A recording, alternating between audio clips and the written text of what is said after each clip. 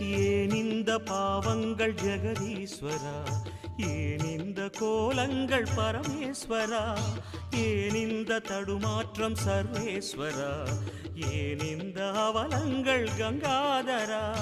மூன்றாவதாம் உன் கண்ணையே நீர் திறப்பீர் உலகுயவே. ஆதி அறியாமலே வாழ்ந்து வரும் வாழ்விலே ஆசைகளின் ஆட்டமே பாரு. வாழ்க்கையில் சாவியும் ஆழியில் வீழ்ந்ததே, வழி என்பதென்ன இனி கூறு. கைலையில் தாண்டவம் ஆடியது போதுமே, பூமியில் நீ வந்து